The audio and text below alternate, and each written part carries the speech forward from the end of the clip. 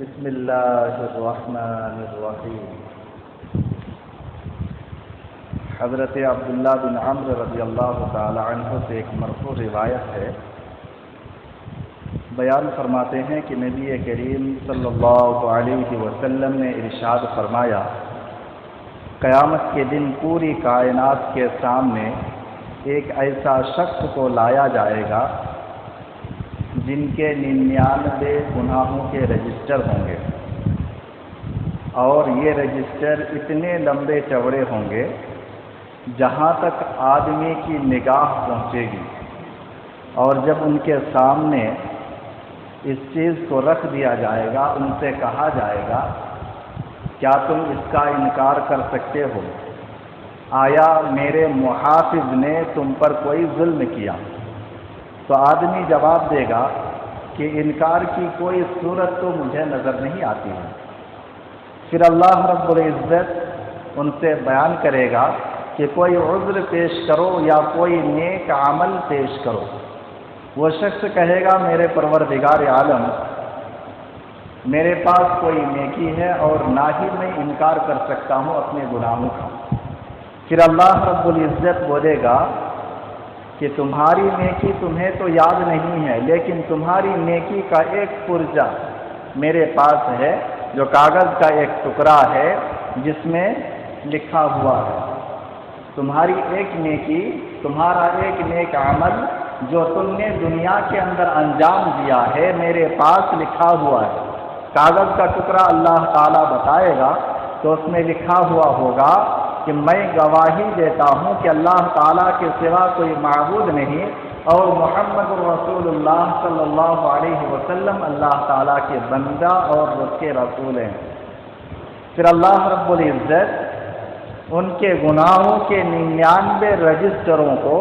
ایک پلڑے میں رکھے گا، اور لا الہ الا اللہ جس کاغذ کا پرزے میں لکھا ہوا ہوگا اس کو ایک پلڑے میں رکھے گا اور کہے گا کہ آج کسی پر ذرہ برابر ظلم زیادتی نہیں ہوگی۔ پھر اللہ رب العزت دونوں کو وزن کرے گا تو لا الہ الا اللہ والا کاغذ کا ٹکڑا بھاری ہو جائے گا اور گناہوں کے 99 رجسٹر یہ ہلکے ہو جائیں گے۔ یہ روایت ترمذی شریف کی ہے، اور امام ترمذی رحمۃ اللہ علیہ نے کہا کہ یہ حدیث حسن درجے کی ہے۔ نسائی، ابن حبان اور حاکم نے بھی اس حدیث کو بیان کیا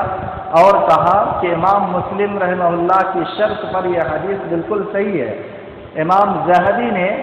اپنی تلخیص میں اس حدیث کا ذکر کیا اور کہا کہ یہ حدیث صحیح درجے کی حدیث ہے، اس میں کسی طرح کا کوئی کلام نہیں ہے۔ اس حدیث کے اندر کئی اہم باتیں معلوم ہوتی ہیں۔ اس حدیث کے ضمن میں پہلے تو میں علامہ ابن قیم رحمۃ اللہ علیہ کی بات میں بیان کر دوں کہ علامہ ابن قیم رحمۃ اللہ علیہ بیان فرماتے ہیں کہ کوئی بھی نیک عمل یا کوئی بھی نیکی چھوٹا بڑا نہیں ہوتا ہے،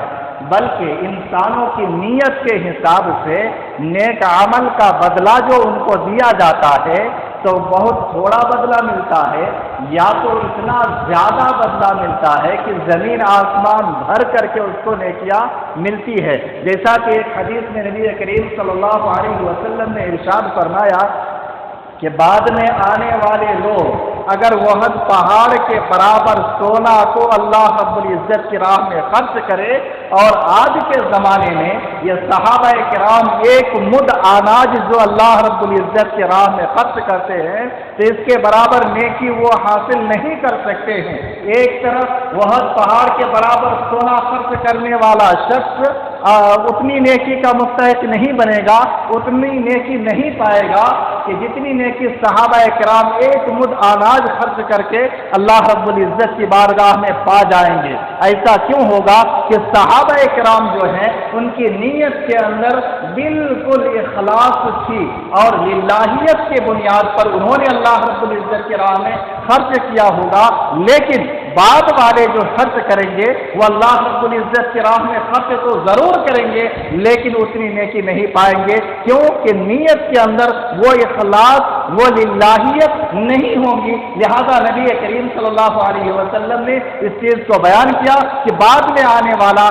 शख्स अगर वह पहाड़ के बराबर सोना को अल्लाह रब्बुल इज्जत के राह में खर्च करे फिर भी उतनी नेकी का मुस्तहिक नहीं बन पाएगा। इस तरह से इसमें एक अहम बात ये मालूम होती है कि आदमी जो मोमिन होता है, मुआहिद होता है, हर एक के पास ये बिताका होता है, कागज का टुकड़ा होता है जिसमें ला इलाहा इल्लल्लाह मुहम्मदुर रसूलुल्लाह लिखा होता है। आदमी जब शिर्क करता है तो शिर्क करने की वजह से अल्लाह रब्बुल इज्जत उसके इस बिताका को, कागज के टुकड़े को खत्म कर देता है। लेकिन जब आदमी गुनाह पर गुनाह तो जरूर करता है लेकिन वो शिर्क नहीं करता है, कुफ्र नहीं करता है, अल्लाह ताला की वहदानियत में किसी को शरीक और साझी नहीं बनाता है, तो ला इलाहा इल्लल्लाह जो बिताका है, कागज का जो टुकड़ा है, वो हर इंसान अपनी जगह महफूज कर लेता है। जब इंसान महफूज कर लिया तो अल्लाह रब्बुल इज्जत की बारगाह में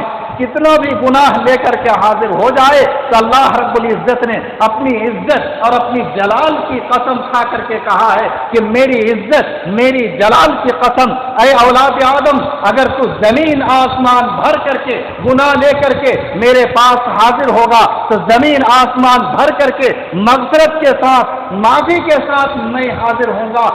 शर्त है कि तुम मेरे साथ किसी को शरीक नहीं करना। और इस हदीस के अंदर उसी बात को हम समझा रहे हैं, नबी करीम सल्लल्लाहु अलैहि वसल्लम के फरमान को सामने रखते हुए ये बात मैं आपकी खिदमत में अर्ज कर रहा हूँ कि शिर्क ना करना। अगर आप शिर्क नहीं कर रहे हैं तो अल्लाह रब्बुल इज्जत की रहमत आपके साथ होगी और अल्लाह रब्बुल इज्जत आपके तमाम गुनाहों को माफ करेगा। इस हदीस के अंदर एक अहम बात ये मालूम होती है कि कल क़यामत के मैदान में पूरी मखलूक़ात अल्लाह रब्बुल इज्जत की बारगाह में हाजिर होंगी और वो मखलूक़ात अल्लाह रब्बुल इज्जत की बारगाह में जो हाजिर होंगी तो वो दुनिया के पेट में रह करके हाजिर नहीं होंगी बल्कि पूरी मखलूक़ात खुली जगह पर हाजिर होंगी और इंसान ताहद्दे निगाह सारी चीज़ों को देख सकता है। इस रोए ज़मीन पर दुनिया के पेट में हम और आप जो जिंदगी बसर कर रहे हैं, हमारी निगाहें आसमान तक जाकर के रुक जाती है। मशरिक की तरफ देखिए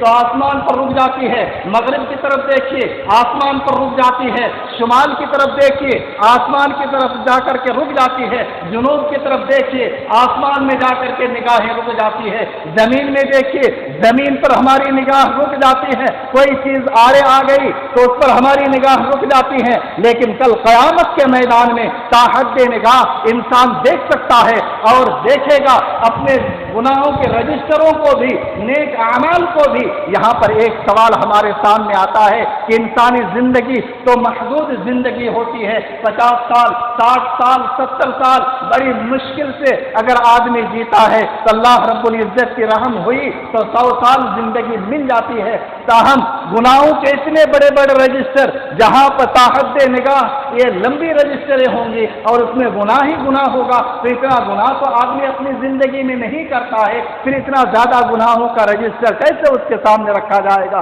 तो इसका जवाब ये है कि दुनिया के अंदर आदमी गुनाह करता है और उसका देखा देखी दूसरा तीसरा गुनाह करता जाता है, तो जब तक उस गुनाह का सिलसिला चलता रहता है ये किरामन कातिबीन आपके रजिस्टर में उन गुनाहों को लिखता रहता है। तो इस तरह से एक बात यहाँ पर मालूम होती है। अलबत्ता एक और अहम बात मालूम होती है कि कल क़यामत के मैदान में सारी मखलूक़ात जो ठहरी होंगी तो वहाँ पर फरिश्ते घेर बना करके, सब बना करके सारी मखलूक़ात को अपने अंडर में लिए होंगे। जैसा कि अल्लाह रब्बुल इज्जत ने सूरत नबा के अंदर इरशाद फरमाया कि यौम यक़ूमु रूह वल मलाइकतु सफ़्फ़ा ला यतकल्लमूना इल्ला मन अज़िन लहु रहमान व क़ाला सवाबा, कि कल क़यामत के मैदान में फरिश्ते सफ़ बना करके ठहरे हुए होंगे और चारों तरफ उनकी सफ़ें होंगी और सफ़ों के बीच से कोई भागना चाहे तो भाग नहीं सकता, क्योंकि फरिश्ते उनकी निगरानी करेंगे और फरिश्तों की निगरानी में ही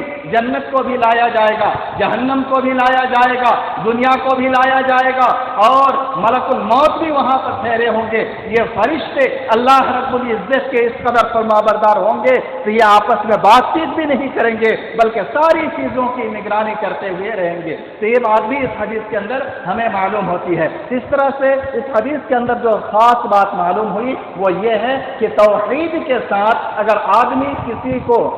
शरीक नहीं करता है खालिस तौहीद का इकरार करता है और अल्लाह ताला की वहदानियत में किसी को शरीक और साझी नहीं बनाता है, तो अल्लाह रब्बुल इज्जत उनके तमाम गुनाहों को माफ़ कर देगा। अल्लाह ताला से दुआ है परवरदिगार आलम तो हम सब को तेरे हबीब मुहम्मदुर रसूलुल्लाह सल्लल्लाहु अलैहि वसल्लम की अहादीस का सही फ़हम अता फरमा और हम सब को तौहीद का सही फ़हम इनायत फरमा, हम सब को शिर्क जैसी कभी गुनाह से महफूज फरमा और दुनिया व आखिरत दोनों जगह आफियत नसीब फरमा। आमीन। अक़ूलु क़ौली हाज़ा अस्तग़फ़िरुल्लाह ली व लकुम व लिसाइरिल मुस्लिमीन मिन कुल्लि ज़ंबिन फस्तग़फ़िरूहु इन्नहु हुवल गफ़ूरुर रहीम। सुब्हानक अल्लाहुम्मा व बिहम्दिक अशहदु अन ला इलाहा इल्ला अंता अस्तग़फ़िरुका व अतूबु इलैक।